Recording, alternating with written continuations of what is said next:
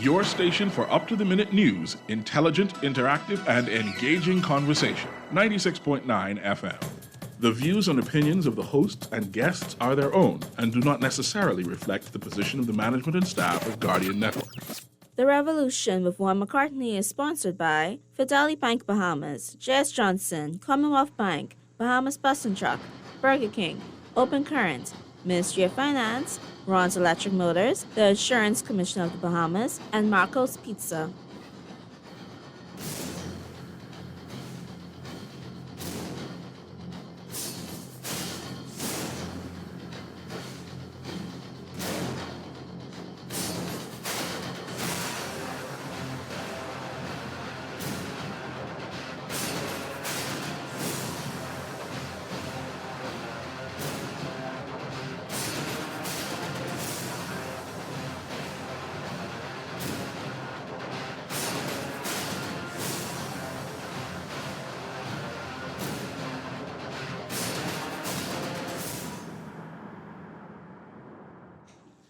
Good afternoon, Bahamas, and welcome to the Revolution here on Guardian Radio 96.9 FM. My name is Juan McCartney, so good to have you with us. We're today going to discuss the death of a student on the government high school campus, but in a broader context in terms of policing, in terms of crime in the country, in terms of where we are as a nation. And joining me to have that discussion is retired Assistant Commissioner of Police Stephen Dean.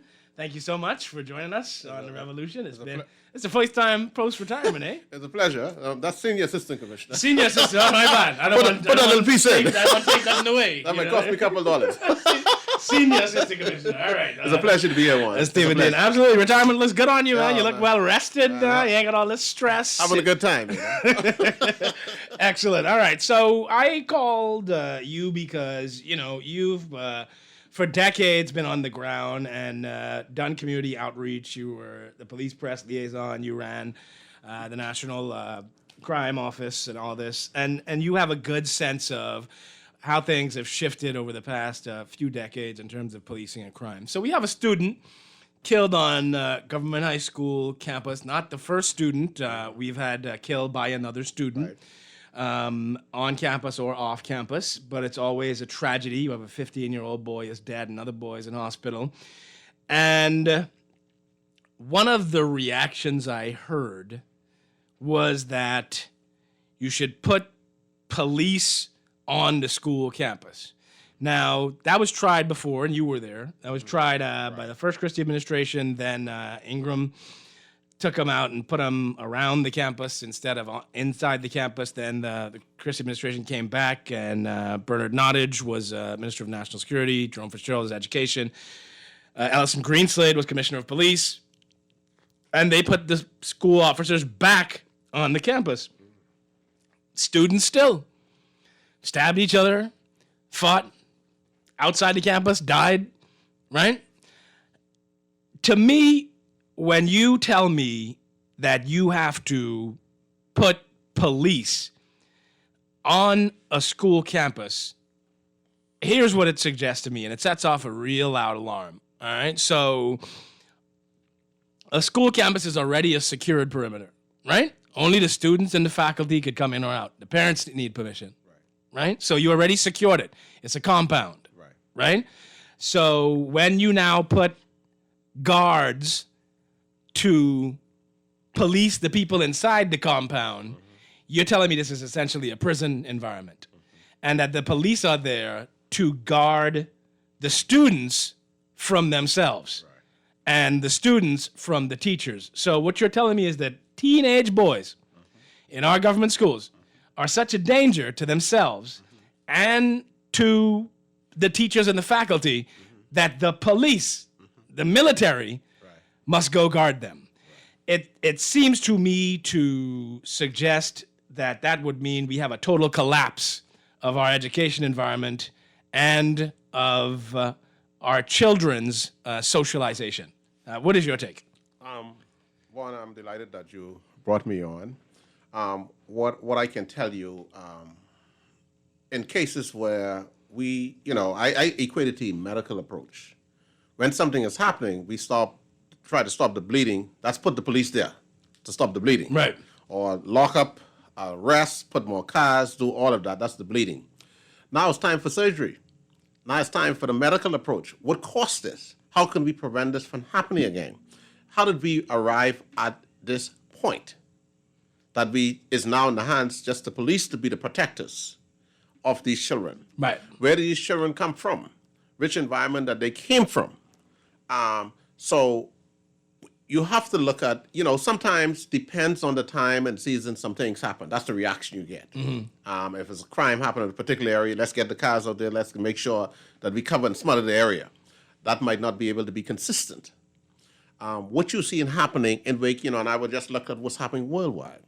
I was just looking at what happened in Minneapolis after the George Floyd shooting and all those police shooting.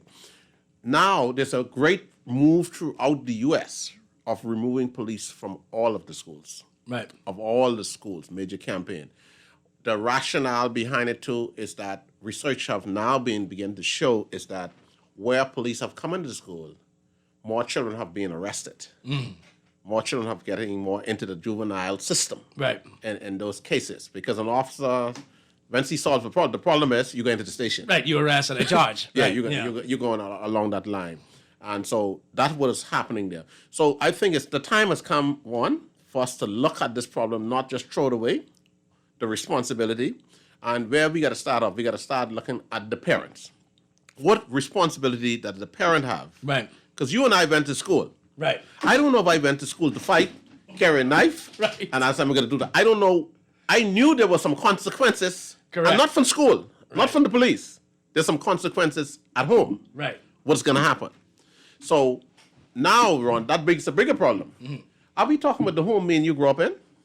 Probably not. We're guaranteed that evening there's going to be dinner. We can't even tell the father reach home. It's going to be dinner on the left and all of that. Do we think that's the kind of home that we have in most cases for our kids? Probably not. Because we say all created equal. Right. But there are some disadvantages. We have children being born into families where the father is in prison. The mother's in drugs when you were born. Right. We have in schools where children have to fend for themselves. And if you go in some inner cities, you see before children go to school, they have to push the trolley to get water and all of these things. These are responsibilities they have. The parents have to go to work early, so the elder siblings have to make sure that Johnny and all of them go to wherever they need to go, and that's what's happening. Right. So because of the times that we live in, you have seen parents, the responsibility that exists on parents, it ain't the typical parents that we deal with. Right. We see, and this is what I'm trying to get to, and I'm trying to figure out how. And Yes. the vast majority of students are not violent. They don't stab each other. You know what I mean? No. But you do have a Yes. situation where you have gang activity in school. You have young men who are inside and outside of school in gang activity. They're real issues. Now, somewhere along, look, I was 50 and a 15-year-old boy, a 16-year-old boy, right? And I clearly understood. Yes. The difference between right and wrong. Yes. What is the possibility of killing somebody if you stab them or shoot them or hit them with a rock or a bottle? So these aren't little children. No. Right? No, They're old enough to understand that correct. their actions carry consequences. That is correct. But somewhere along the line, they got to the point where they either stopped caring or they believed that they wouldn't be held responsible for their actions. And so, to me, you go back to the parent's responsibility before you get to the responsibility of the student. No question. Now, how do we get here? Yes. All right? Yes. So I think what you're saying is, and what I agree with, is that we've come to a point where we're throwing responsibility now to the government. Yeah. All right? The government is now responsible for my child's education. Yes, everything. The government's responsible for my child's security. Yes, everything. My child's behavior. The government now responsible for feeding my child, providing lunch for my child, allowing them on the breakfast program. Right. You understand what I'm saying? Right. And so we've come to a place in society where I think that we have abandoned a lot of actual responsibility for raising our own children. And then, we come with this thing that takes a village to raise a child. Right. But then I use this theory, and you talked in the criminal justice system called the conveyor belt of crime. So the conveyor belt is moving. A lot of our young people are on this conveyor belt. But some of us are being selective. Okay, I want to develop a club for young boys, but I want smart young boys. Right. So I go to the conveyor belt and say, let me pick the smart one off. The other ones could continue to go in. I can pick the one who I know, who I well behave, disciplined along that line. A lot of our children are on this conveyor belt. And the conveyor belt only going but one or two places. It's crime. You're going to prison. Right. And you're going on debt. Right. That's the end road for Right. some of our young children today. This is reality. That's the road a lot of them are on. That's reality. And you got to understand now, it is so serious out there because it's a gang culture. Mm-hmm. It's a real issue. You know, we've been that kind of indulging this thing in the country for a long time. Right. We had persons like Carlos read them. They were talking with this for a number of times. Right. But these are real issues. So you're talking about one of the 10 persons, you search, you're going to find a little knife or something on them. It is for security. Because he knows the likelihood He'd be attacked. I'll be attacked. So, okay.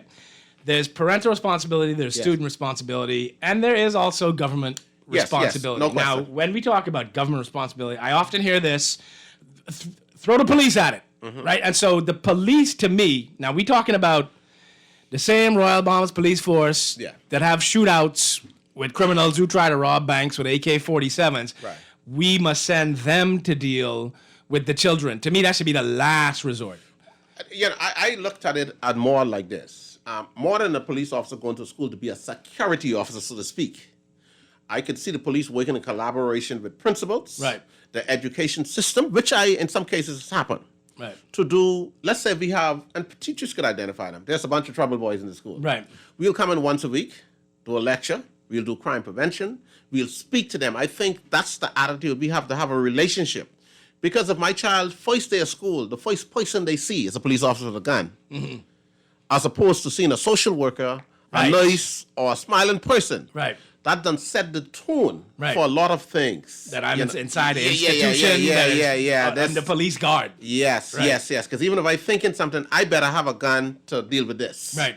I better have a knife to protect myself from this, because there's serious business out here. Right, exactly. And so I think that was some of the rationale behind what you see in the U.S. schools, that were removing the police, the impression of what the children saw when they walk into the gate. Right. They saw this police situation. They had an incident where the police officer, a boy was suspended, so the teacher couldn't get him out of the class.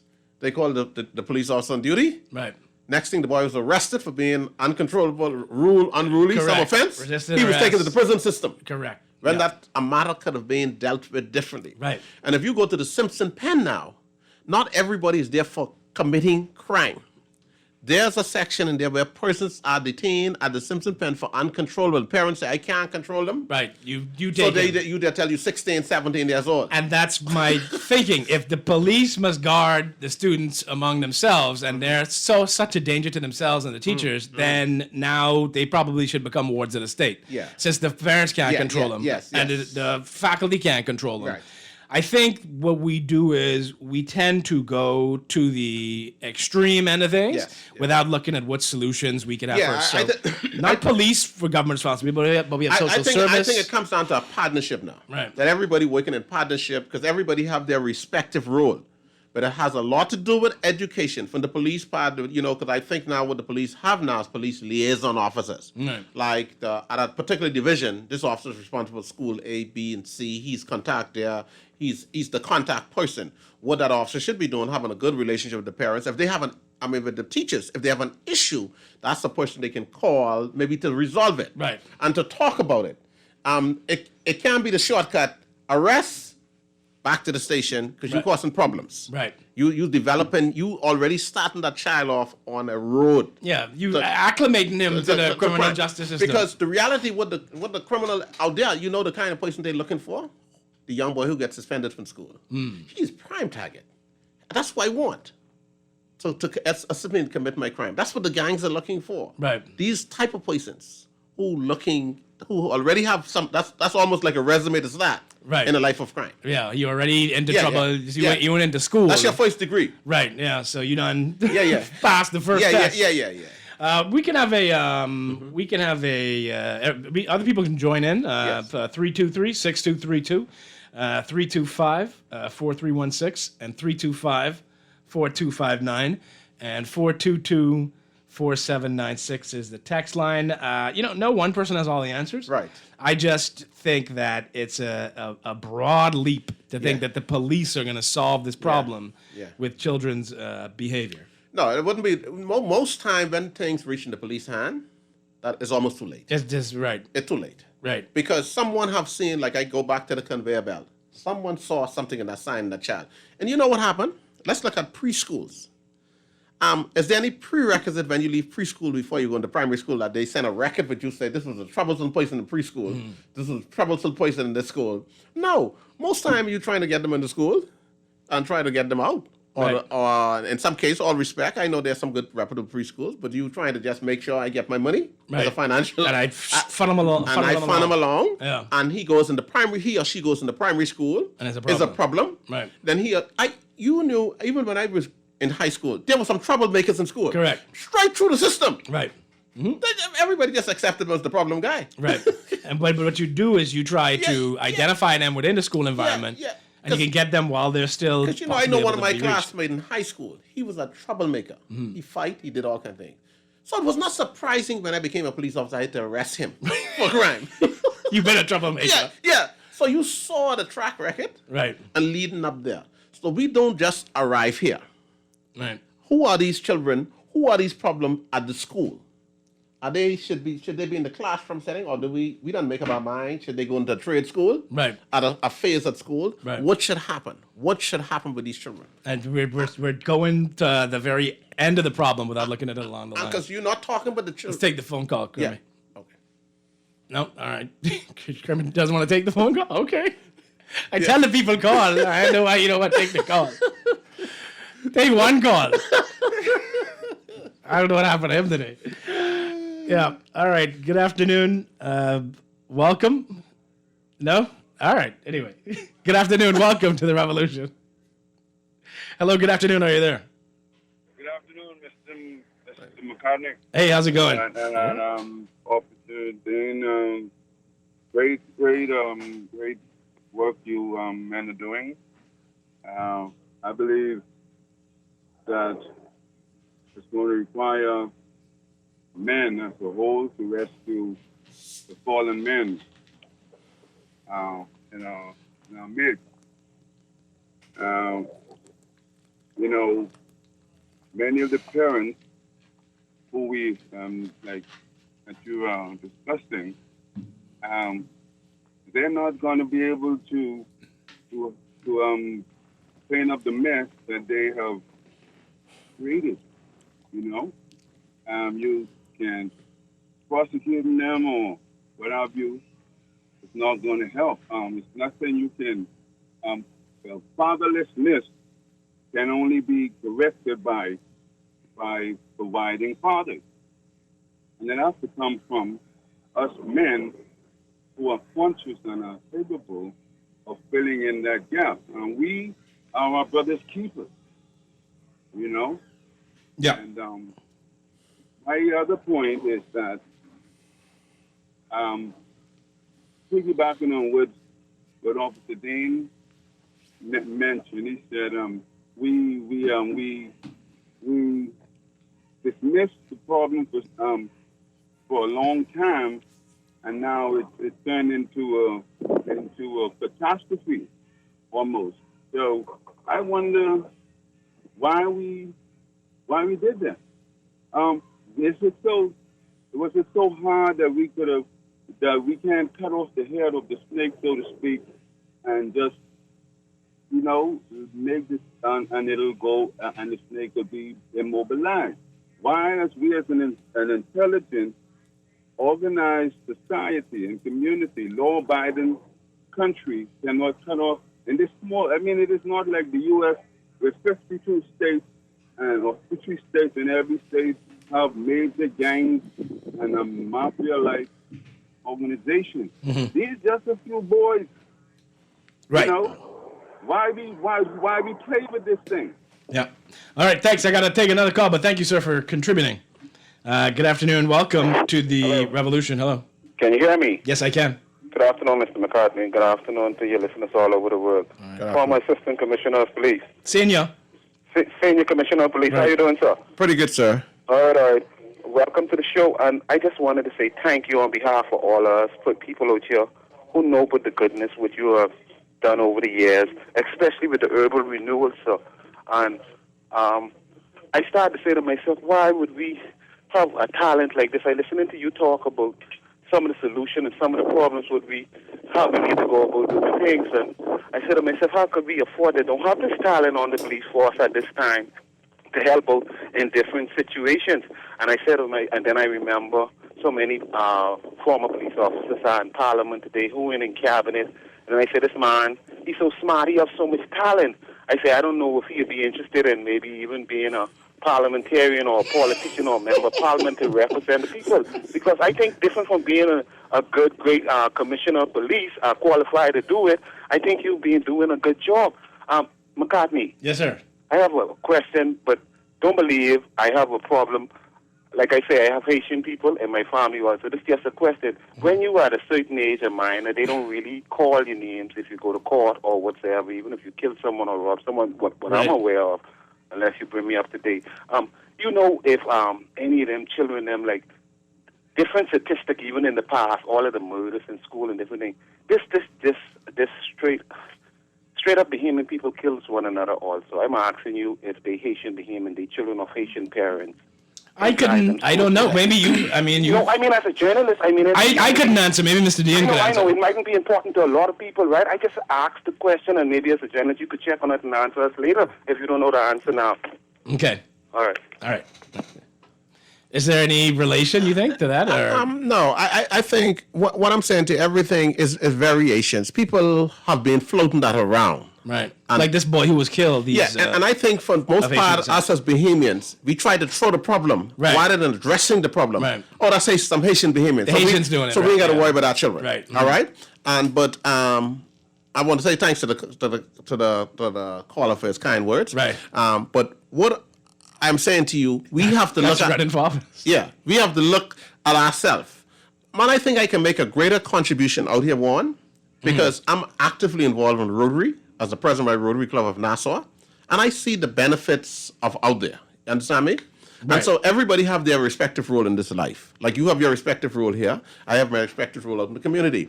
But we don't need to transfer the problem. Right here are indigenous Bahamians. We need to come and address this problem. Right. We can't constantly be throwing every excuse we got in the world. Oh, send the people back on the boat. Then we wouldn't have no crime. Our people here, our children are committing crime. Right. Yeah. It's not a Haitian problem solely, you know? Yeah. Good afternoon. Welcome to the Revolution. Hey, good afternoon, Juan. How you doing? I'm good. How's it going? Doing good. Good afternoon to you too, Mr. Dan. I say Mr. Dan because I know you personally. Let's go way back to 2006 when you was with the last call you just mentioned, the urban renewal. I was a part of Farm Road Marching Band. I know you were familiar with that. Wow. Yes, most definitely. Yes, sir. So I won't say my name on radio, but I wanted to piggyback off when you talked about if there's some way we can get a seminar into the school curriculum for about 45 minutes to an hour with the police coming in and talking to the students and making that mandatory. I think that's one thing that we can do to help with the students. Another point is maybe we could start getting metal detectors inside the schools, probably starting from senior high school and then I guess work our way down to probably junior high because I don't think you really need it for primary schools. So probably junior high, senior high is probably where we could focus on bringing metal detectors in the schools. Okay. And then if there's somehow, some way we could bring back some kind of after school activities, because I know that was something that kept many of us who was in those communities in Farm Road, you know, Bain and Grantstown and stuff. Those are most of the stuff that kept us from straying away and, you know, getting involved in things we shouldn't get involved in after school, because from after school you go to your activity and then after that it was nighttime, so you had to go home. You had nowhere else to go. No, So- Carlo, let me ask you something before you answer that, Mr. D. Let me ask you something. Since you grew up in this environment, explain this gang culture among teenagers to me? Like, is it something that happens in communities and then they take it into the schools, or is it something that's floating in the schools and exists in itself in the schools? Because I don't understand, because they're not dealing drugs in the schools. They're not fighting turf wars in the schools. Well, I don't know if they're dealing drugs. Based off my experience, when you encountered stuff like that, pretty much the decision came up to you to say whether you was gonna, stray away from it and do the right thing, or you just gonna embrace it and carry that culture into the school. So based on my experience, it really comes down to a personal choice, because I've, experienced, coming home from school, getting robbed and so on and so forth. But I didn't use that to say, okay, well, this is what I'm used to doing, so I'm going to just go in school and I have to, be a rebel. So at the end of the day, it comes down to your personal choice. Like you said, once you're 13, 14, 15, you clearly know what's right and wrong. And I remember a quote from Mr. Butler, who was also with Farm Road at the time. Mr. Dean was there. And he said this one thing I never forgot, and it stuck with me to this day. He said, "You're not responsible for where you come from, but you are responsible for where you're going." And that stuck with me to this day. And now, I was able to go off to school on a scholarship, got my bachelor's degree, master's degree, and now I run my own business. So excellent. It does play a part where everybody has to, come together. So I believe that we really need to come together, like Mr. Dean said, and try to rally our young people back up, because we're losing them, and we got to get them back. So. All right. Thank you so much, man. Appreciate it. Very good. All right. See, there's a life you helped change. And there's so many cases like that. Because what is happening, particularly with these in our inner city one, is leadership, role model. Most of these role model has been reversed with the drug trafficker or the person in the life of crime. That's what they begin to see. Because even in some cases, a lot of us have done well. We grew up in these areas, but how much has come back to say, I came from this area. Right. You can be just like me. When I worked in those inner city communities, I saw, it would make me feel good today, Ron. One, when I go through areas, when I walk in the bank, they say, "Mr. Dan, you remember me?" Right. When we through the corner, you remember you used to come to the lecture, you remember you started with the band with us, you did this? And I was at on my Rotary Club meeting, we invited this guest speaker. And the guest speaker said, before I start speaking, very well-accomplished guest speaker, he said, "Before I start speaking, Mr. Dan, you remember when you worked in Cat Island, you came to our school in Old Bight, you used to come and lecture to us, the teacher give you time to do that. You touched my life. And because of you, I'm a better person today." Excellent. And that's 20 years ago. You didn't even remember it. Right. So what I'm saying, Juan, let's look at our inner cities. If I get out of school now, where do I go? What happens to me at 3 o'clock? Where do I go? I have no idea. Between time my parents come home. You just roam. Right. Is there any major community center which has a basketball, which have an after-school program, computers, and you have these little pockets of places that are doing this here and that. But is there really any place that someone has to go? Because in some cases, my electricity is off. So I ain't going to do no computer homework. Right. I ain't get no internet connection. Right. So I already at the end of the bar. So I might as well, what is out there? The gangs running around, the guys on the blocks. That's my activity. They give you a couple of dollars, run errands. Yeah, because not really and that's why strategic, around the world, particularly the U.S., and, we might say, well, you compare it, but they have community centers. There's a value in community centers. Programs, centers. Yeah. And one time ago, I know, like the Catholic and Anglican churches, they always had this thing with a basketball court nearby. The priest was always there. And you always saw like a community, you heard of people like Marcy and Peters, you heard all these persons. There was a reason for that, for persons getting involved in communities, that they channel all that. So what does a child do when they get off, one? That's a real issue. Right. The parents don't know, and no one knows, and so they just end up in their own devices. Because parents have to work. Both parents have to work. Both parents work. And they have both parents. In most cases, you check in the particular research is showing the single parent mother is leading those households, and most of those over the hill. Right. And they got to work. They got to work. Yeah. Good afternoon. Welcome to the Revolution. Hello? Hello, good afternoon. Yes, good day. Juan, how you doing? I'm good. How are you? All right, good day. Good day, Mr. Dean, also. Good afternoon. That's my view. I'm about to be 45, right? Mm-hmm. The culture has changed, Juan. The culture I'm talking about.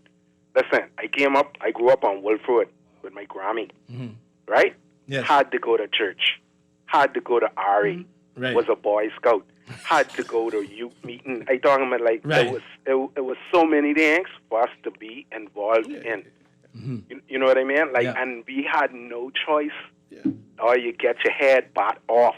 Right. You understand? Yes. Like the saying putting police in school. These youngsters, I'm a prison officer. These youngsters aren't afraid of police officers. Really? That police officers don't move them. We need to attack this problem from home. From home, one. Yes. That's where this needs to be fixed. The culture has changed, and we need the village to be fixed. We need the village to be rewired. Excellent. You understand? Yes. We can't just police these youngsters. These youngsters have a different mindset. Right. We got to change their minds. Yes. Yeah. And the parents, like Mr. Dan said, parents for the most part, they so busy trying to make ends meet, trying to keep the light on, the water on. They probably see their children once a day. Jeez. You know what I mean? And these children walking themselves to school, walking themselves from school, being pressured by gangs. Listen, this my finding. First, you know, we had RA, like I said, RA, youth meeting, stuff like that, Boy Scout, that we were growing up under, right? Right. For the most part right now, children are growing up under social media, sex, and drugs. Wow. That's what growing up these children. No, you're right, because we're the same age. And when I was a teenager, I had no time to do nothing. I had something every day after school, Saturday, Little League, you know what I mean? All this. I talking about church, like churches when you have church on Sunday morning Right. now. Yeah. We have to go, when we go to church on Sunday, we be to church like all day. I had to be CYM. I used to be in St. Barnabas. I mean, until I was 15, 16. You know? So. Yes, sir. Yeah, but yeah, you're right, man. I think you we got to start attacking this in terms of culturally. You know what I mean? Like of what's important to us and what we have, how we monitor our children. Indeed. All right, thanks, my brother. And Ronnie is excellent. You know, that's why I was talking about the after school. We always had something to do. That's why I'm saying that the idea of community centers being built in these communities now, where even persons like the Boys Brigade wants to use the center, the Scouts. What happened? You go to the Boys Brigade now, you might find two elderly gentlemen trying to help a couple little boys, but ain't nothing happening. And what happened? That spirit of volunteerism ain't there no more. Right. Because if you ask somebody to do 2 hours with a couple minutes now, what's the money? What's the tip? You know? What's in it for me? Yeah, Right, people. That's what it is. People want to get paid for something. Right. And you ain't gonna get, and even, while I believe you could applaud one or two teachers, I doubt you could have, like in time past, teachers would have spent time with us afterwards, and they looking for their accountant and pay. Right. Yes. Everybody generally, that's what it's come to, everyone. Wow. All right, let's take one more call, and then we got to go to a break. Good afternoon. Welcome to the Revolution. Well, good afternoon, and good afternoon to one of the Bahamas' best heroes. I look at Mr. Stephen Dean. I've been following him for quite some time. Actually, I did 1 or 2 fire training with him as well, so I know the caliber of the man that you have in the studio today, Juan. I just want to concur with the previous caller, and he's absolutely spot on. We do have a cultural shift in this country. You can see the difference between us, Juan, and I'm slightly older than you are, but in our household, the father was always the head. He sets the laws of the home. No wife was woman enough to come up against her husband after he have set the laws. What we have found in so many of these homes, and Brother Stephen has touched on it, that many of our homes today are single-parent homes actually headed by women. You're going to find that after your sons, I'm not saying all of them, but quite a number of them, after they reach a certain age, the mothers tend to be a little slack on them because the male dominant head is not there to keep them in line. And if you don't ingrain that respect for your authority in them when they're very young, then by the time they're bigger than you, forget about it. Exactly, and this is what happens. You find today, and Brother Stephen, you could correct me on this, because I'm hearing it on the street as well. after the sons have reached a certain age in these homes, especially the single mother homes, where the mother goes out to work and come back, the son takes over the house, and it's either his way or no way. She cannot control him anymore.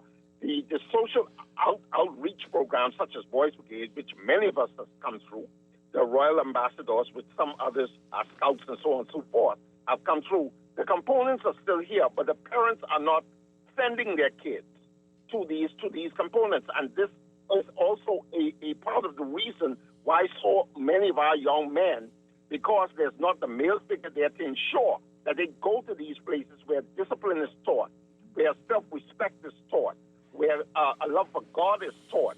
Because no man figure is there in the home, a lot of these young men are just roaming the streets doing what they want to do. So we must do three things. One, bring God back into the family. Two, we must bring the village back into play. And three, we must be each other's keeper. Thanks for taking my call, Warren.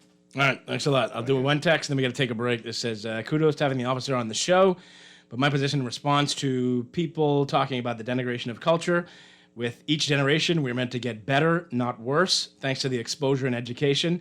This could be cultural, but I think it's a core part of the problem as we progress on so many levels. Why are so many being left behind? And that's a good point. You know, each generation's supposed to do better and better and get better and achieve more. And though, like I say, the vast majority of kids will be okay, we seriously have to look at where we're going in terms of how many more children are being and put into the to some degree, some of us relaxed, dropped the ball. Our parents had a strict and disciplined, they had a focus. A lot of us even catch feelings now. If my wife is disciplining my child, I almost get a feeling to say, I think that's a little too harsh. Right. And time pass, the father jumps on that too. Right, But I'm just saying the things have changed. And then even you got to look at the safety issues. I send my children out to a camp and all that. Who is the camp instructor? Right, yes. Who are these persons? Correct, yeah. And so it's so many things. And the safety of walking, parents almost have to drive their children to a particular place because we have predators out there. We have person who might kidnap your child. So you have so many variables, but I don't think that's an excuse of responsibility for all of us in society, what we need to do. Absolutely. All right, we got to or why don't we just go closer to the end of the hour, and then we'll take the break and run straight into the news.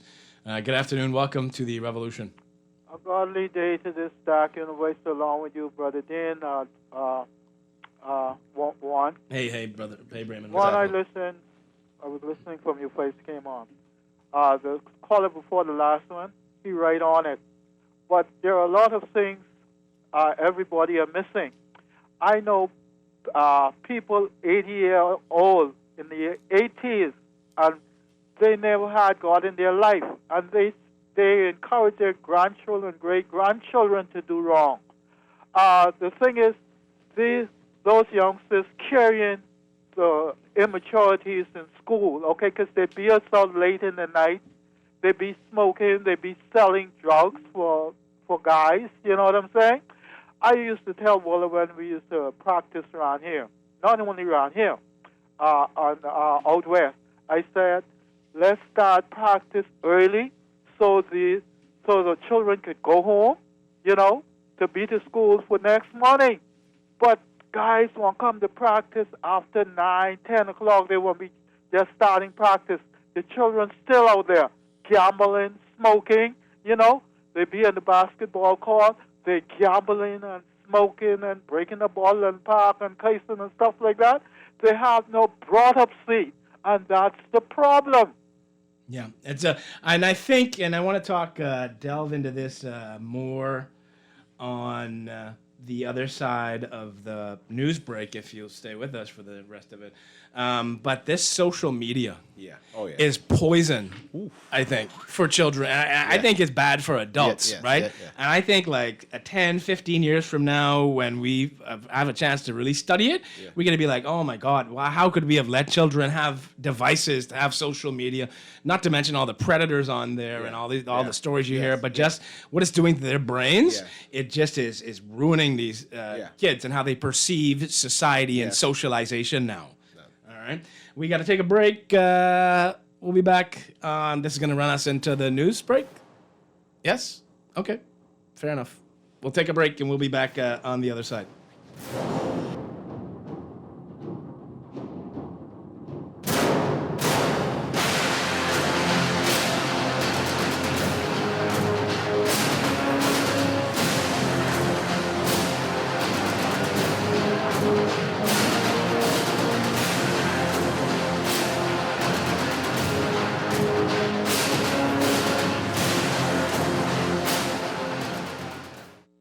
Everyone should experience a brand new car, but not everyone can afford one. Until now, Bahamas Bus and Truck has the answer. The stylish, spacious, feature-rich, yet affordable Mitsubishi Atrage. Priced at $21,900, including a 3-year warranty, why not come and experience the value that Mitsubishi has built into the Atrage today? Bahamas Bus and Truck, the country's only authorized Mitsubishi dealer. Telephone 322-1722. Samantha's always on point. She doesn't miss a thing. When she signs up for any insurance policy, she reads all the fine print. She knows what's covered, what's not covered, and she's aware of her deductibles. When it comes to insurance, it pays to know your policy. Review every insurance policy so you know what you're covered for. This message was brought to you by the Insurance Commission of the Bahamas. Calling all Primo fans! Marco's Pizza's got a new special. That's right, the Trio Deal was made just for you. Enjoy one large, one topping pizza, cheesy bread, and a 2-liter soda for just $20. At Marco's Pizza, we're all about quality. That's why we make our dough fresh every day. Our specials are hot, delicious, and affordable. 3 items, just $20. Order your Trio Deal today on our website, marcospizzabahamas.com. Marco's, every store, every day, the Italian way. Hello, Primo. Tired of banks forcing you to use technology to bank the way they want you to? Your convenience is important.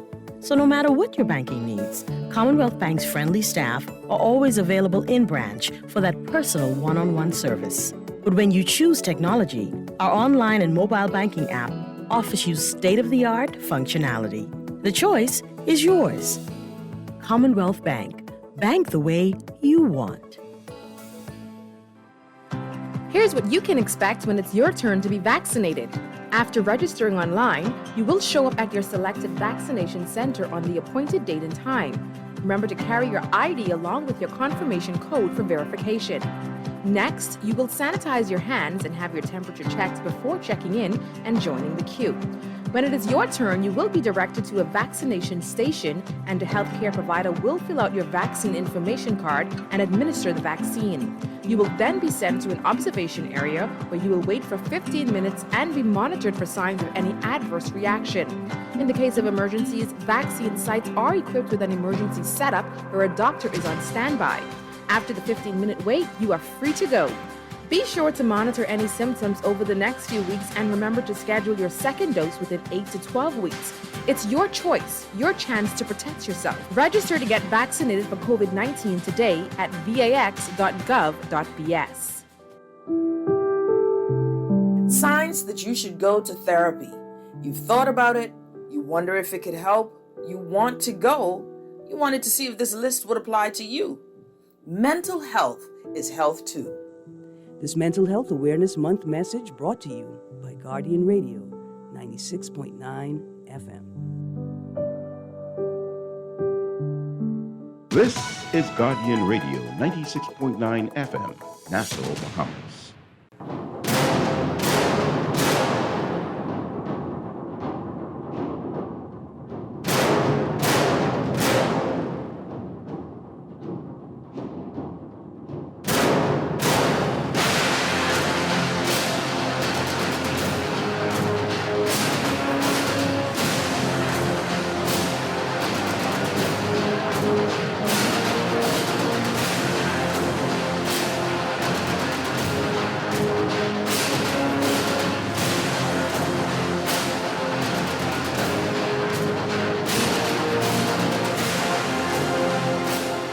Good afternoon, ladies and gentlemen. Welcome back to the Revolution here on Guardian Radio, 96.9 FM. My name is Juan McCartney.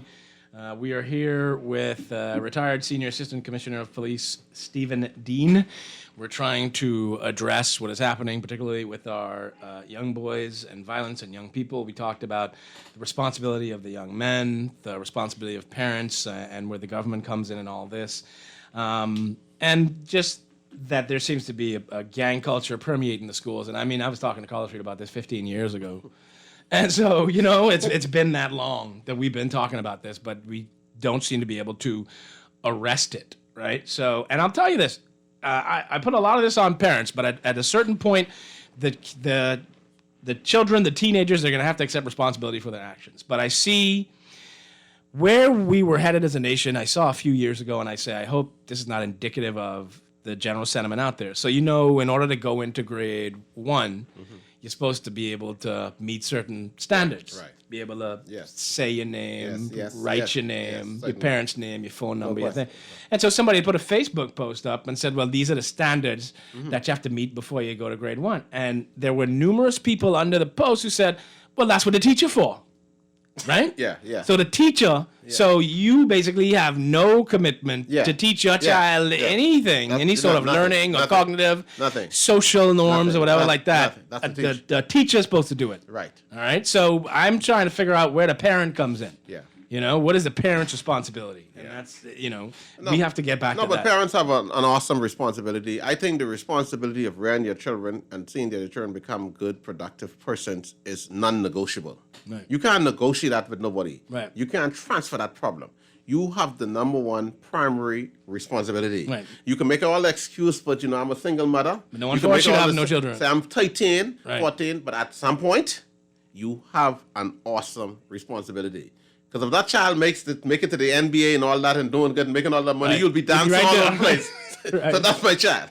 Exactly. Take all the credit. Yes. All right. We can go to the phone lines, and we have some text we'll get to as well. Good afternoon. Welcome to the Revolution. Good afternoon, Mr. McCartney. How are you? Hey, I'm well. How are you? Awesome, man. Awesome. Great show. Timely show. I think you need to have one of these a week. Okay. But in any event, Mr. McCartney, I don't understand some of these people who are calling this show, because how in the world can you tell the national public that children aren't afraid of police in this country? That is the most nonsense that I have ever heard. Listen, one, I am the baddest man I know, okay?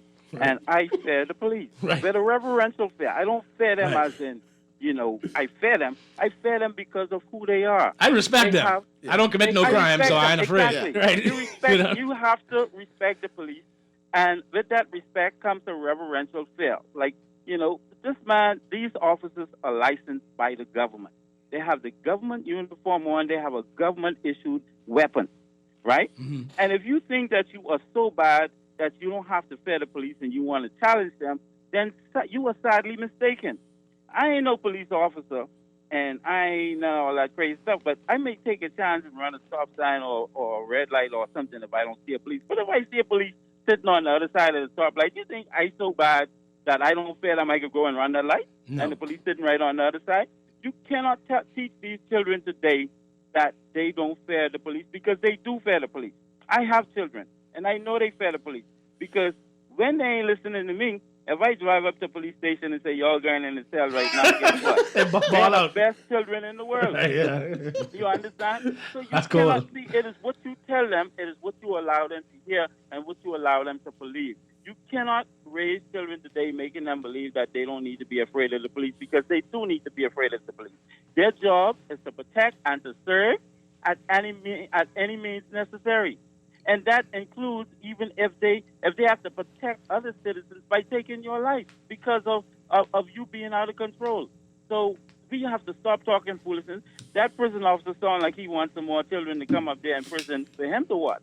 You know, but you cannot tell these children that, man. You have to teach these children to obey the laws of the land, all right? No matter how bad you think you are, you have to respect the police officer. That's all I wanted to say. Thank you. Okay. Now, I didn't get from the caller that he wasn't respecting police. I think he was just making an observation. And we must be, you know, while I hear the views of that caller, there's reality that exists out there. There's some young people have no regard for law and order and for none. Because sometimes it has a lot to do with the environment you came from. My parents ain't had no respect for the police. They talking bad with the police all day. So that comes into me. That's the attitude I take up. And you have challenges. So police officers, you have seen social media where police officers try to stop fights with children. Mm-hmm. You were taught when the police show up, everybody stop fighting. Right, no. The fight just intensified. Right. Then, or they'll come on the police, as the case may be, you know. Yeah. Good afternoon. Welcome to the Revolution. Good afternoon, Mr. McCartney. Hey, how's it going? Good afternoon, Mr. Dane. Good afternoon, sir. Parents responsible for their children while they are small. Parents can teach them the way they should go, but when they get a certain age, they have a mind of their own. The heart of man must change. Thanks for taking my call, Mr. McCartney. Okay, thanks so much. Thank you. Let's take another call. Good afternoon. Welcome to the Revolution. Hey, good afternoon. How are you doing? Hey, good afternoon, Don. How's it going? Okay, I'm good, thank you. And good afternoon, former Senior Deputy Commissioner of Police, Mr. Stephen Dean. How are you, sir? Former Senior Assistant Commissioner. Senior Assistant. Senior Assistant. I apologize for getting it wrong. No problem. my little voice last week, I wanted on. But just wanted to express a great topic, one.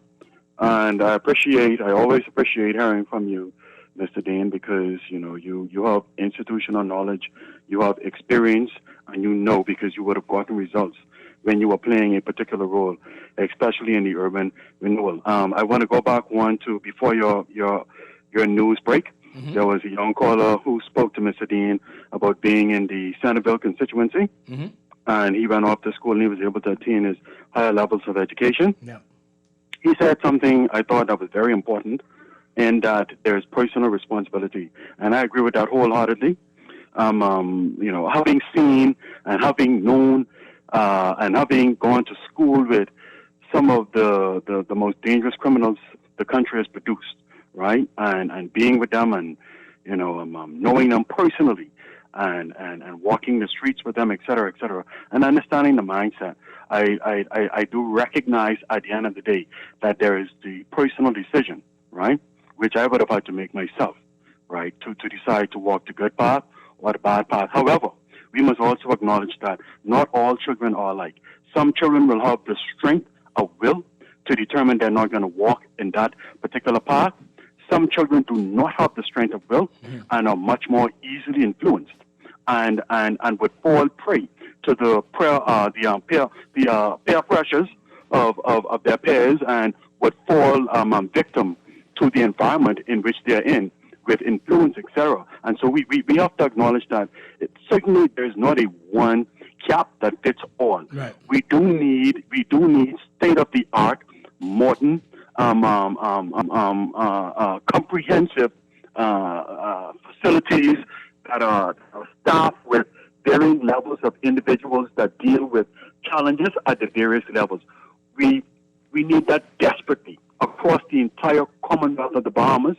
These are centers where the teachers, as Mr. Dean started to point out to, as I was thinking, for instance, one, we have the situation with the COVID where the government just shut down the country. That's a blunt force methodology that kills the process. We need the in-between that gives the students and affords the teachers the opportunity to work with the students, to work through their challenges before they hit the end of the road. Because as Mr. Dean expressed, and I can attest to that because I've seen many of my friends walk down the path. When it gets to the level of the police, it's not over because you still have life, but it's really late in the game. And so we need preventative measures in place. The government has to be prepared to deliberately invest a substantial amount of resources and money in a consistent and a sustainable way to address the myriad of challenges from poverty to peer pressure to parents who has to work 2 and 3 jobs and is unable to be there to provide guidance in the home or oversight at the school levels, et cetera, et cetera. And so this is a multifaceted problem that's going to require a multifaceted approach. And I'll end on this note one. Unfortunately, there is the reality where parents have challenges themselves in the home, but the government also has a responsibility, and it has to be able to bridge the gap in between. Because if we continue to make excuses by saying the government shouldn't do this or the government shouldn't do that, one, Mr. Dean and the nation, the Bahamas, like Rome, will continue to burn. Thank you for the opportunity. All right. Well, let me say this, and you can respond to Anton, too. I'll say this. In terms of the government, right? So the government and the Royal Bahamas Police Force is an extension of the government, right? The government is responsible for peace, good order, safety of society, all right? So, yes, the government has to make a serious investment in that. In order that, and in terms of, if you have a lot of children who don't know how to act, who become adults, who are committing crimes, who are wreaking havoc on society, then that becomes a government problem. So the government should be invested in trying to arrest that before it happens. Right. But like he said, to me, to throw police on the students, that's a blunt. That's to the point where it's no longer any control. Yeah. This system can no longer control these students, and now the police must come do it. Yes. All right, because they're trained, and the police are trained to deal with criminals. Right. But one, the thought came while he was speaking and while others were speaking. While we would look at the gloom and dome in some cases, there are still some institutions and pockets who are doing some positive things. I know that, like the Boys Club of the Bahamas, they're doing some things. I know of some other organizations and some basketball coaches. They have good teams. The C.I. Gibson, I know, Kevin Johnson, and those fellows, he housed some of the guys. And I'm just to name a few. A lot of things are happening. What I think needs to happen, I think the evaluation of all of these projects to see if they require more funding, more staffing, that we could build them together and build on some things that we have. Because every time we want to start something new. We want to start this new program. And take credit for it instead of just... So I just think we need to look at building what exists. It might be happening to some degree, but I think we need to enhance that in times like that because you have experts on the ground. You have professionals who are working. But I think if they get the more support, you probably could see a little dent, a little roadway. Yeah, and I think, and I don't want to mischaracterize because we're having a whole show about the youth out of control. Like the vast majority of students, will be okay. Yes, no, there's no question about it. And they're going to graduate school and they ain't going to be in contact with the police and all that. Number one, you look at the degrees. I mean, children are graduating every day.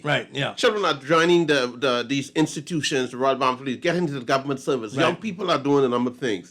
Number of people will be coming out of school today. Number of them will be going into colleges.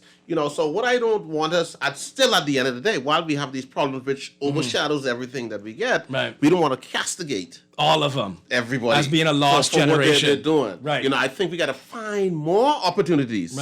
Let's say some on our news. We should be finding more things to highlight the positive things of young people.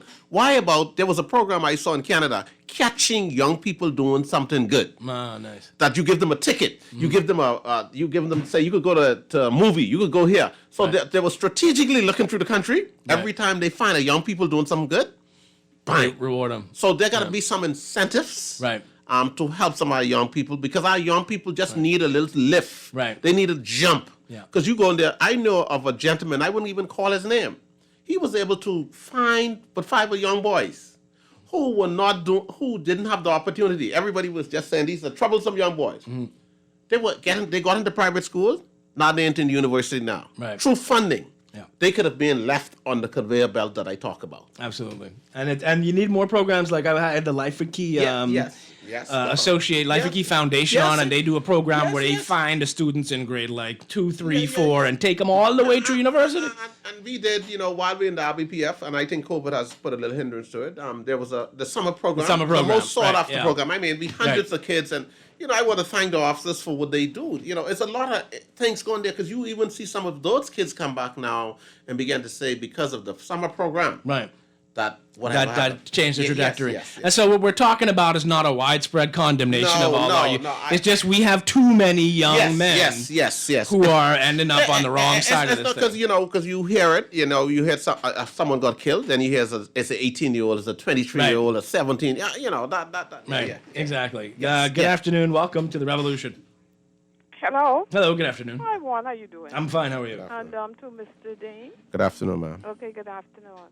I just want to call to say thank you, Mr. Dane, for your work and value you shared with this country. Too long in this country, that's why constantly every year, we rehash the same thing because we just stop, cancel, and review and starting new programs when we can work upon. I appreciate what you did with urban renewal. had urban renewal were allowed to carry out its mandate dealing with the whole man, this country would have been in a different situation, because every time the government changed, urban renewal is watered down. Urban renewal won 2 international awards, even for policing.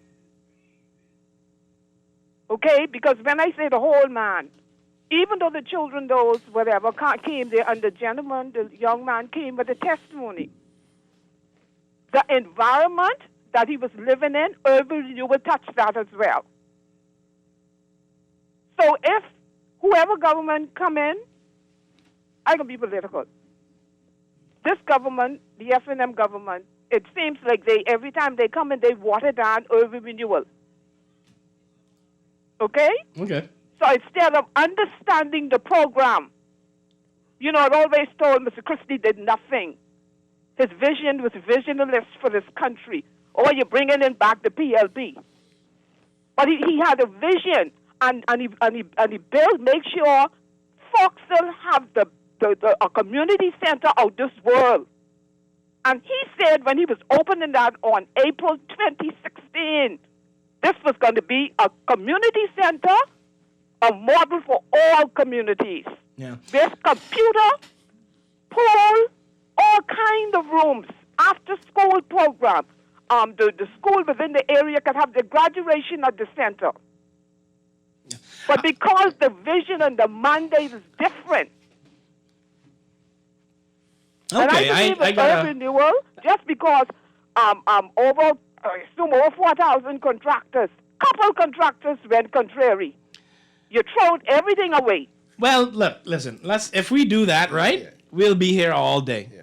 Because successive governments have seen murder records happen despite urban renewal, despite different policing methods. If we get it into a political level and just boil it down to that, as if we just go back to what the Christie administration did, then we're going to be lost, right? So we still have an urban renewal program. It was a great thing that we could have the bans and the things like that. But what we need to do is find solutions as a nation, as opposed to just drifting into politics, or we're never going to get anywhere. All right. Good afternoon. Welcome to the Revolution. Yeah. Hi. Good afternoon. Okay, I'm so happy that you say that. 'Cause it's so easy for a person to blame government and give all the responsibility to the police being in school. I can remember, right, when the police was in school, I remember an incident. What happened right in the school while the police were in the school, okay? This stemmed from us as parents, okay? I put all the blame on me, myself as a parent. If you listen to the news, I heard the lady said something like, my son came home and he said that he was being bothered, okay? What did you do? Who you went to? Who you consulted? Did you even go to the school? Did you went and report it to the police? Did you? What the answer? No, nothing. Us as parents, we know our kids, okay? Because when these children, just like these criminals on the street, have something set in their mind to do, they're going to do it. However, they're going to find the time, and you could even put the police in the school. They're not going to be there 24/7 watching over these kids. They're going to do. You see what happened after they did that? Well, they'll wait till school and get out. Yeah. If the kids want to fight each other, they can fight each other after school. If they can't do it in school, they do it after the young man, what they do? They didn't stand, wait for the police, the security, or the principal. They hopped the fence and they ran away. So let's get this blame government, blame police, blame teachers, blame administrators. Let us blame ourselves as parents, because guess what? At the end of the day, these kids living with us, we're supposed to know our children, know who company they're keeping, know what the conversation is like.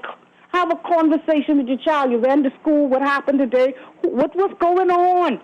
Okay, until we change that, nothing is going to happen in this country, okay? We don't look for no one to take care of our kids. God brought us, God gave us them for us to be able to take care of them. We totally are responsible for our children. Yeah, absolutely. And look, I wasn't a kid who was involved in any crime or anything, but I was a mischievous kid. Yeah. Didn't want to pay attention, disrupt class and everything, wasn't taking school seriously, and I got kicked out of 2 schools.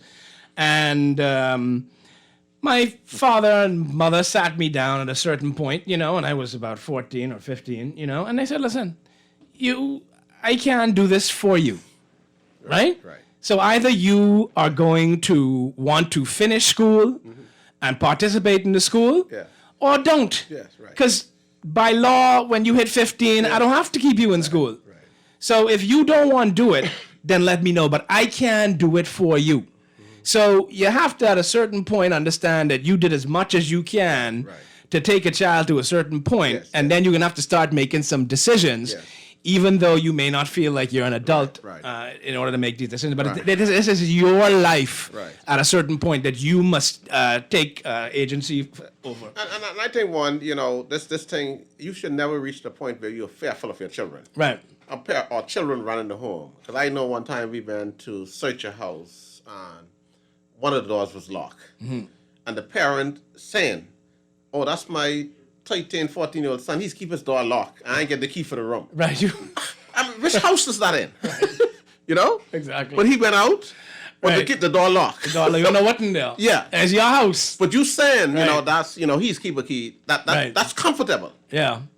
And the crazy part is, you can get charged too if anything's in there because it's your property. So what I'm saying, I know parents need help, and I would advise parents that if it's overwhelming, there's certain areas that you can do. And I know social service, I don't have vibe, but the pandemic has caused a lot of things. They had a parenting program.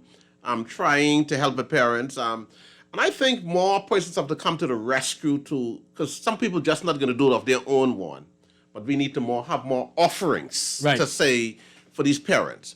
And offerings for parents, maybe who 13, 14, 15. Right. We got to be able to help them.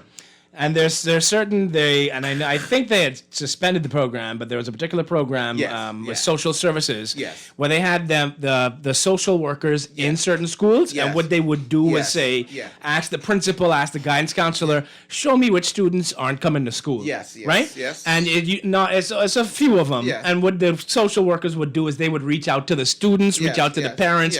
Why aren't they coming to school? What is their home environment like? Let me see if I can get them. And the more you do of that, and community centers and mentorship, and you attack the problem with a broad net, you could save a lot more people. But you must then see, we could castigate and say who's not doing what. Right. There are good police officers who are going beyond and above and beyond. There are social workers who are going above and beyond, who know their children, who know the kids, who are working on weekends just to make sure some things happen. So, I just think we got to find way more of highlighting our people, making our people feel more appreciated for what they do. It's not always about the promotions. It's about job satisfaction. Yeah. If people who are in critical area, make sure they are satisfied, make sure they have what they need to get the job done, and they are comfortable. And I think you'll see more productivity towards what should be happening. Excellent. All right. Good afternoon. Welcome to the Revolution. Hey, what is it, Brother Juan? I'm good, man. How's it going? Yes. Mr. Dan. Yes, sir. All is well, sir? Yes, sir. You and Alec up in you all two in the same rank, right? The same what? Ranks. No. He was, but we worked together, and he was one of the persons that I mentored. A good officer. Great officer. Excellent officer. Excellent officer. Excellent. Because I come up under him. Yes. Not as a police officer, as a basketball player. Well, I know that. Yeah, he's a good basketball. But I listened to quite, not from the beginning, but I listened to the start. I listened to the last piece before Anton came on, right? Mm-hmm. But what I wanna even add, right, to this conversation. You remember Program Show? Yes. Yeah. Mm-hmm. Okay, I was a part of Program Show. Oh, okay. 2003. Mm-hmm. But 18, right? Mm-hmm. And, them fellas, them young boys, plenty of you see the young fellas, them. Like, I think Juan said it earlier, or someone said it, concerning, no, you made an excellent way to really deal with young fellas. When you were saying, especially young people in general, when you were saying that you find something for them to do and you compliment them on that by giving them something. When I was at Program Show, the young fellas what I used to deal with, they smoke dope, they fight, bringing knife and all them things. So what I did as one would was, been there, done that, and came out top of the class. I showed them how they could get rewarded for the good they do. See, and that's what plenty people don't do. They don't reward the fellas them for the good they do. So what has happened is they end up on the streets, Ron fellas them would enter a bunch of negative thought like gangsters. And I always just tell them, I say, let me tell you something. When you join a gang, just join to become another coward. Because that's all gangs is, a bunch of cowards, right? But I told them, if you can't do something for yourself, and someone else got to help you do that, you ain't gonna never make it no place in life. You ain't gonna never be positive about what you is or what you could do. It always will be but what that person could do. So I strongly believe the young men them now, with growing up, they're looking for an idol. And if they can't find an idol in school or they can't find an idol in their home, they can find that on the streets. Yeah. And that's what is be happening. Because everybody looking for love and everybody looking for somebody what can help them to do something what is good. And plenty fellas believe drug dealing is good. They believe gang banging is good. They believe violence is good. Because that's all they want. See? But I like this topic one with you on today. I listen to you every day. Thanks, my brother. Matter of fact, I can tell you where he is right now on. Okay. I am blind. Everybody know me as Skillable, but right now I am Brother Wallace. Okay. Right? And I was the one that was telling you, I'm not deviating from your topic, right? But the Deputy Prime Minister, you heard the statement he made the other day when he was talking about trying to made a statement about the children them and all, even if they get put out, someone else, that ain't the government to do. Yeah, it's not responsible for Okay, that. now my thing is, right, remember I was telling you where I live in, right, in Lazaretto Road, where the place is very dark. I remember you told me about the road, yes. Right. And it's like the people that me even ain't checking for that. One, you get that. I get a daughter. My daughter, she's 14. She look good. She look nice. Okay. Now, people just want to send her out, like in the evening time, to the shop on the end of the corner. But the place pitch black. Right. So what she just want to do, she just want to carry some of the little children with her. You know? But I trying to find out why these people don't put some light on the street road. Yeah, I meant to inquire about that as well. Thanks for. I said I meant to inquire about that. Thanks for reminding me. Yeah, man, please, man, one, man. All right, I will do, my brother. I And the appreciate thing it. about they get it as a two-way, and only one car could turn through, could really run on the road. Right. Yes. And the road could open up. Because it's a widespread road, but only one. I don't understand. But my brother, please, man, see how best you could help us with that, man. I will. Thanks for reminding me. I was supposed to look at that. Thank you, Okay. sir. God bless. All right. Take care, buddy. We'll do a few more calls, and then we get quite a number of text messages as well. Good afternoon. Good afternoon. Welcome to the Revolution. Yes, good afternoon, Mr. McCartney. Hey, 52. How's it going, my brother? Yeah, it's not too good. Good afternoon to Mr. Dean. Good afternoon, sir. Yeah, it's great community work, but it's an ongoing effort. I just called for this input and to answer somebody's question, right? And so it'll be good if we could hear from young students inside these schools, because I have a niece that goes to JHS, and she went from CC Sweden there, and she said there's a prevalent gang culture, and she gave the 3 names of the gangs that they're shouting, right? Now, Mr. Dean and everybody should know that the real area, the location of JHS, it's really in an area that confluenced all of the gangs. Like it's the Yellowell area, it's the Bosine Town, it's the Chippenham, it's the Grove. So you would have these confluences of different gang cultures, right? And I live in the inner city. Like my upholstery shop is in the inner city. The young gentleman, I feel so guilty, Juan, and I have to share this. His father always has tell me to talk to him. He lives facing my grandmother's property. The young fellow who was killed? Yes. Yesterday? I know the guy who came on, that's his brother Stanley. I know his mother, I know his father. Oh, wow. I was speaking with the father last night. He couldn't sleep. And he wasn't allowed in the hospital to see the body. He said that the principal, he didn't hear from the principal yet, but I think he told me he's coming on with Clint Watson later, right? So his name is Emmanuel, but he's both parents are Haitian.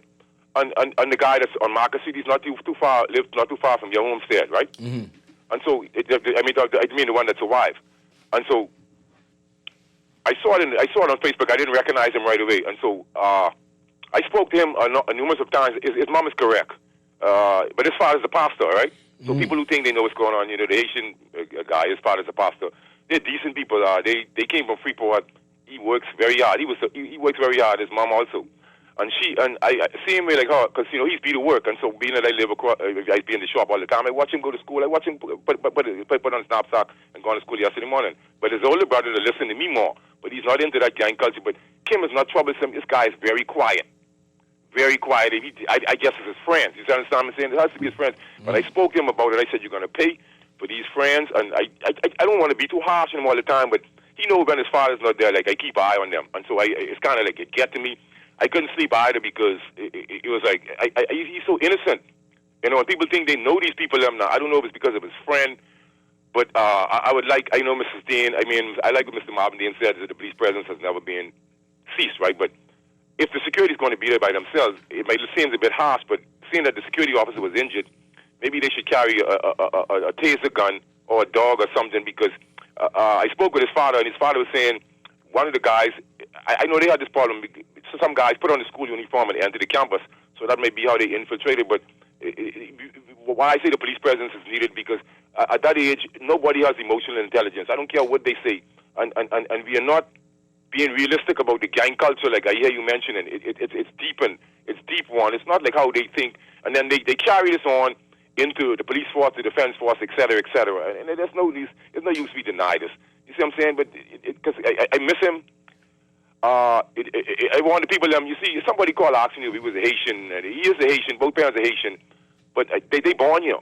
But that don't matter though if he Haitian or not. But that's what I'm saying. But let me tell you what's going on in the city now, Mr. McCartney.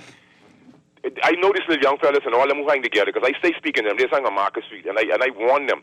But what happens is they have Haitian and Bahamians together, so it doesn't matter to me. You understand what I'm saying? They know one another.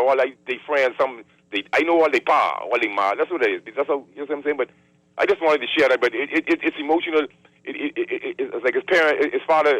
I know what he's going through, man. But he said, he'll be coming on with Clint Watson a little later, and I just walk over there. I mean, him talk for a while, and I went over there again this morning, and he had people coming to see him, but Kim was very quiet, man.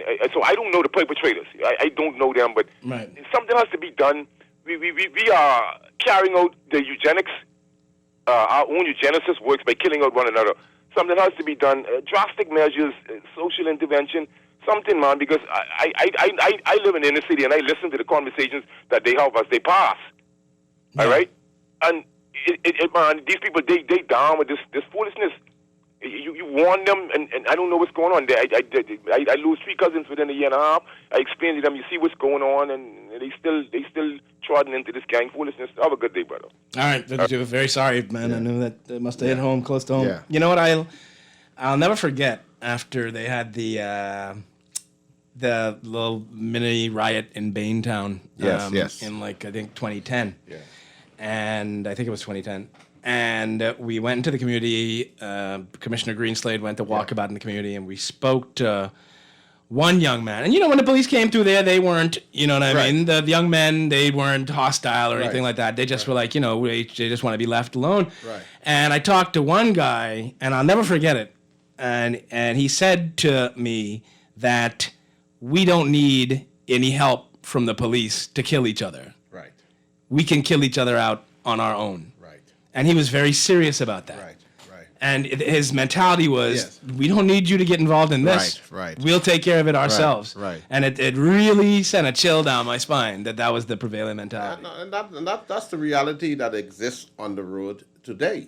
They only got to suspect that you was responsible for something that happened to my parents or to my cousin, and that's it. You're guilty. Right. In the court out there. You're guilty in the court out there. And that's why I know this prevailing thing comes with they saying police are wanted by the police. And then the police release them saying no longer wanted. Right. That's well and good for the police. But out in the criminal world, right, if the police say you are wanted, right, then that must be him. You had something to do with it. Right. Yeah. And that's it. And we don't need no evidence on none of this. No evidence. Yeah. And they're real issues. We could try to dodge that. But that's what's happening. Persons are just saying who needs to be killed. they will be killed. Go kill it. And no, go back home, wash their hands, eat dinner, and that's go to bed. Probably the parents wash the clothes with the blood off it. It doesn't matter. Right. Jeez. All right. Good afternoon. Welcome to the revolution. Hello. Good afternoon. I think that person's not there. All right. Let's take our break, and then we come back. We deal with our text messages. All right. We're here with Senior Assistant Commissioner, retired Stephen Dean, and we'll be right back.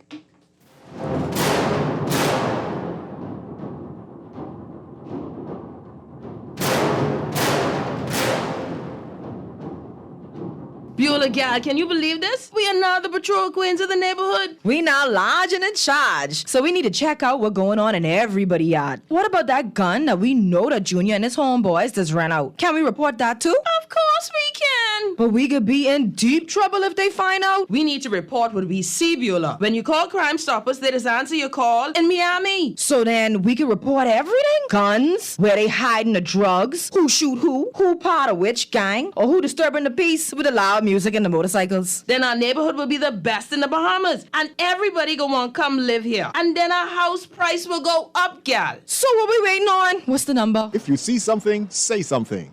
Let us all pitch in and stop the crime before it's your time.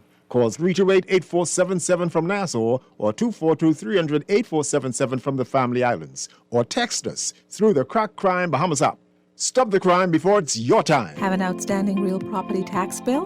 Take advantage of our Real Property Tax Forgiveness Program. Bring your account to zero and receive a 50% discount on your outstanding tax and surcharge past 180 days. Or get a payment plan. Make a 25% deposit on your outstanding tax, receive a 100% waiver on the surcharge, and pay the difference within 36 months, interest-free. Contact the Department of Inland Revenue at 225-5778 or email us at rptforgive@bahamas.gov.ps. Offer ends May 31st. Hello, sir. Your credit card bill is due. Hello, sir. It's time for your monthly loan payment. Tired of creditors pounding at your door? Sign up for a debt consolidation loan from Fidelity Bank and consolidate your debt into one low monthly payment. What's more, you will also earn interest on a built-in savings account. The pandemic has curbed many freedoms, but at Fidelity, our focus is to help regain your financial freedom. Visit a branch or speak to a Fidelity Bank at 356-7764. COVID safety measures in place at all branches. Fidelity, we're good for you. At Ron's Electric Motors, they repair and rewind all major brands of electric motors, including water pumps, generators and the generator's back end, welding machines, electric lifts, air compressors, battery chargers, and more. They're equipped to handle up to 850 kilowatts and rewind up to 450 horsepower motors. They're conveniently located on the corner of Wolf and Clarence Roads and are open weekdays 8 a.m. to 5 p.m., Saturdays till noon. They offer 24 hours emergency assistance. You can reach them at 242-356-0249. In life, there are always challenges. Today, we find ourselves having to be more self-sufficient, socially aware, and technically savvy. At J.S. Johnson, we are committed to our customers by providing cost-effective insurance solutions. No matter what your insurance needs, we will always be here for you. Call 397-2100 or visit jsjohnson.com. J.S. Johnson Insurance Agents and Brokers, giving you peace of mind. At Bahamas Bus and Truck Company Limited, we provide vehicles known for quality and durability. From the iconic Jeep Wrangler to the award-winning Grand Cherokee, we've got your everyday driver covered. For larger tasks, our Ram 1500, Mitsubishi Fuso Canter trucks, CMC Verica vans, and Fuso Rosa jitneys do way more than just deliver. We even carry a wide variety of pre-owned vehicles. To keep you going, our parts, service department, and body shop can accommodate our brands and others. Call us today at 322-1722 or email info@bahamasbus.com. Preparing for a hurricane can make all the difference in safeguarding the lives of family, friends, and neighbors. By knowing what action you should take, you can reduce the effects of a hurricane disaster. Get all the facts of the potential of having insurance, impact-resistant windows, home emergency power, essential supplies, and a lot more before the storm. After the storm, where to purchase building or cleaning supplies, waste disposal, medical care, and more. The Nassau Guardians Hurricane Guide will help you make sure everyone knows what to do in the event a hurricane approaches. Take advantage of this double insertion opportunity, plus 15 commercials on Star 106 hits. Contact us today at 302-2300. That's 302-2300, or your account executive. Will you be prepared?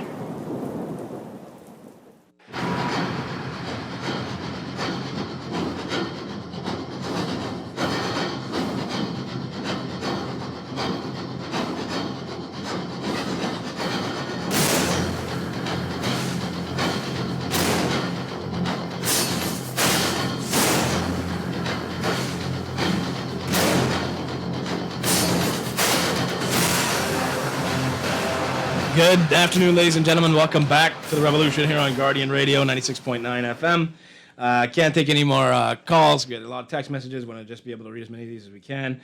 This says, yes to all of your statements, Juan. The heart of man is wicked. Parents are doing a poor job. It says, Juan, you can't have it both ways. This country is a nanny state, and the government intentionally operates it as such. Government places its hands on every aspect of living, so it's quite reasonable that now, seemingly, people are looking for the government to even raise their kids. All right, we're going to disagree on that one. It says the government has to take blame as well as the parents. The government told the school and the parents that the rod is wrong. The scriptures say spare the rod and spoil the child, whether the rod is hand, belt, or tongue. Now, you got a situation out here where if you are an administrator and you hit somebody child out here, you may have to be prepared to defend your life from the parents, so it ain't like it used to be. Good day, Juan. Can people please change the narrative that it's not always having a father or a man, and there would be a different outcome? That's not true. It's other issues that need to be addressed. I had a mother and a father in the home, but my brother still resorted to crime. Yeah, it's not a blanket thing. Right. Yeah. Juan, answer to the problem is create a reform school. It says, Juan, recently a decision was made to sideline a few great officers with a wealth of knowledge. Why are we not utilizing such persons as Ken Strawn, Stephen Dean, Clayton Fernander, along with pastors and other corporate citizens to implement programs within the schools? At some point, we must put pettiness aside for the greater good. Keep up the good work, Mr. Dean. You're truly a Bahamian icon. Well, Stephen Dean retired now, so that ship done sailed.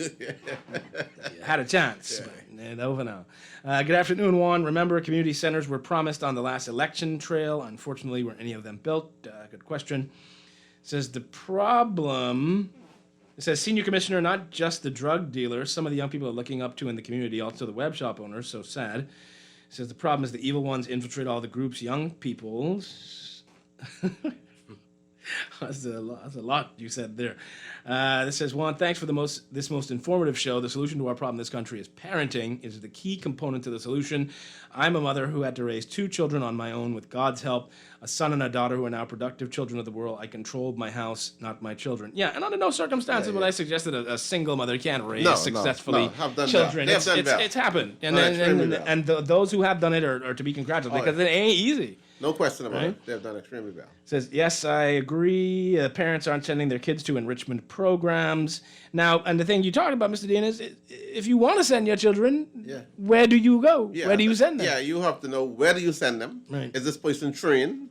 What is it? What's the background of this person? Exactly. This says, Juan, we spent 2 decades promoting girls at the expense of boys. What do you expect? We need to separate the boys from the girls and design a school system for boys that teaches them excellence and how to compete. We really need to teach women to choose good, responsible, and accomplished men to have children with. While women may say this is unfair, but they control which male values are promoted by choosing men with those values. Okay. This says, Juan, I was more afraid of bringing shame to my family than being in the police hands than anything. These youngsters don't have that same feeling. Yeah. This says, started primary school with clubs such as Brownies, Brigades, then in middle school, Scouts, Brigade, Guides, high school programs like Queen Scouts Brigade, GGYA, JA, Ranger Guides, and RBDF Rangers. Yeah. Good afternoon, Juan, and guess correctly said, we all know right from wrong. This principle is endowed within humanity from birth. Yes, parents have the responsibility of rearing up their children, but parents don't always be with their children. The force of evil is real among humanity. If the grown-ups and children alike are not grounded in the ways of Christ Jesus, the plague of evil will continue to do much damage. All right.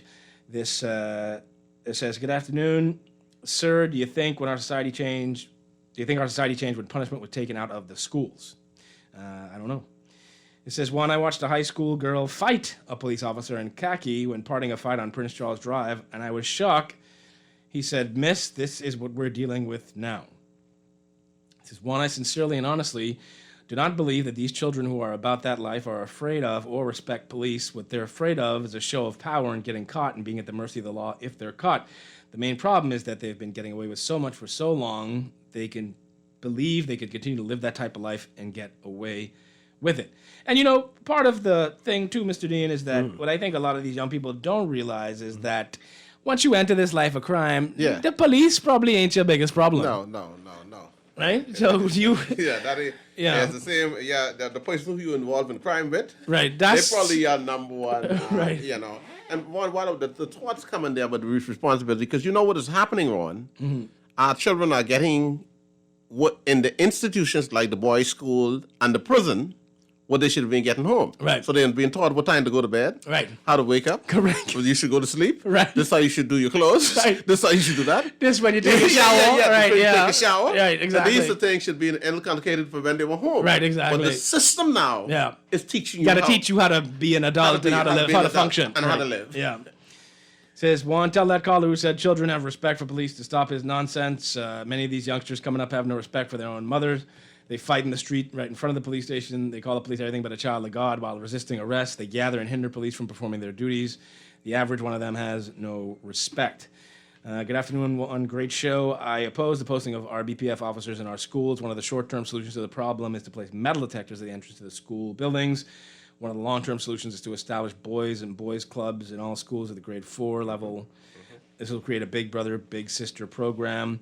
To try to reach the children in grade 7 is too late. Yeah, you starting off real late in grade 7. Yeah. You know. This says, I totally agree with Mr. Dean. We need to stop highlighting the negatives. So many young men out here are making positive movements, and they're never mentioned, and the few who are wreaking havoc seem to get the highlights. Yeah, I mean, yep.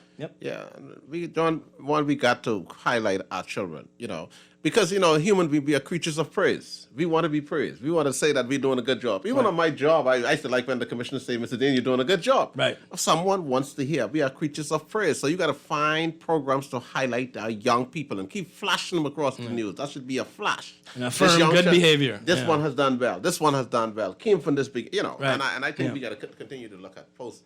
Absolutely. Like that. It says, we act as if we don't have a problem with parenting and too much illicit, irresponsible sexual behavior.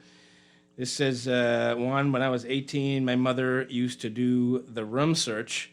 I think we too much use the single parent home as a scapegoat for kids' bad behavior. Right? It says, great show as usual, Juan. When I drop off the kids, I tell people my kids better come back home in the same exact condition I dropped them off of. In other words, if my kids don't come home safe, the person keeping them ain't coming home either. Okay. It says, I want parents of the victims to know that they can sue the other student and parents. That may be on the way to slow down the violence, and government should make that easier to happen. All right. It says, one, the students have a different mindset, and everyone don't want to be saved or educated. I remember when the students beat up the police officer at C.C. Sweeting High while the former Prime Minister Ingram wife was the principal. The police did not make the difference. It's up to the parents and school administrators. Some students don't belong in a traditional learning environment. This says, this was a truly tragic affair with compounds of tragedies, not only the politicizing of the issue by concerned parents, but the call to attack sitting cabinet ministers. Those disgraceful and distasteful remarks are what's a large part of the problem. If as parents we're unable to solve our issues without violence, how can we expect our children to do so? Kids are simply mirrors of what they see at home. It says, good day, I salute Mr. Dean. When the bad guys was wanted by the police, Mr. Dean came on TV telling the bad guys to turn themselves in. The next day they went in. We don't see that now. Yeah. This says, you can't sue people who don't have anything. What you're suing for. That's also a good point. So, and I can't get to all of these comments, but, Mr. Dean, there's got to be some sort of way that we can come together to try to address these kids who are falling through the cracks. And I think we got to put aside differences in the country. Not because of this government coming or the next government coming, then you select your set of people. We have intelligent minds out here who will work under any circumstance, any political directorate for the greater good of the country. And I think we have to start looking like that at our people. We have the talent here. We don't need to import no one to solve this problem. Mm-hmm. But we just got to have respect for our people. And you want to commend, I want to commend all the parents, all the law enforcement officers, all the social workers, all persons who are doing good. Mm-hmm. But they're working extremely hard because it could be, you get discouraged sometimes when you say all the good work you're doing, then you get hit with this, then you get hit with that. So all our teachers, we've got to continue. And parents are working hard under the circumstances. This is not no easy time to be a parent. Right. This is not no easy time. So all of us have to do our part, but I just think we got to be intentional and said enough is enough. We have reached a crossroad that we should stop now, whatever we're doing, and say let's put it together before it continues. Because we'll wait till another student get killed. Right. Then it flares up again. Then we stop talking. Right. Then someone else get killed. Right. And so when do you put a stop to it? Yeah. And I just think we need to find solutions because, like I'm saying, we have to find ways to occupy our children after school. There have to be community centers. There have to be intentional programs to get our children. What programs that work in this country that we have stopped? let's look at some programs. You know, whether it's the shock treatment, whether it's the Shaw program, whether it was the whatever programs, look at them and build upon them for the greater good of our country. Well, thanks so much, Mr. Dean. You're a national treasure. I really appreciate you coming on and speaking to us and trying to highlight this issue, you know. And I know you got a lot going on. You're a busy man now in retirement. I must applaud the Rotary Club, bro. The Rotary is my business now. Right, excellent. And we're doing one great things in this country, Rotary, but even the restoration in Abaco, we've done a number of things there. We're doing the Bahamas, and our clubs are doing extremely well. Okay, excellent. Well, all the best to you, and to those parents out there who may have some questions about what's going on in their kids' lives, I would urge you to just not take for granted that everything's okay. No, you know, it's not. Make sure you're involved and active, and you think they're going to be fine and they're on autopilot, but sometimes you need to check in and just make sure that nothing's wrong, and you can maybe stop something before it goes awry. All right, that's going to do it for the show today. Thanks so much for joining us. God spare life. We'll be back tomorrow. You guys take care out there. Thanks again to retired Senior Assistant Commissioner Stephen Dean. Thank you, Juan. Thank you, Juan. You know, I always reminisce on the great days we had on the beach. Yeah, we had some good days. But on the ground. Yeah, man. We work. You work. You ain't there. You went every day. All right. You guys take care out there, Bahamas. Have a great day.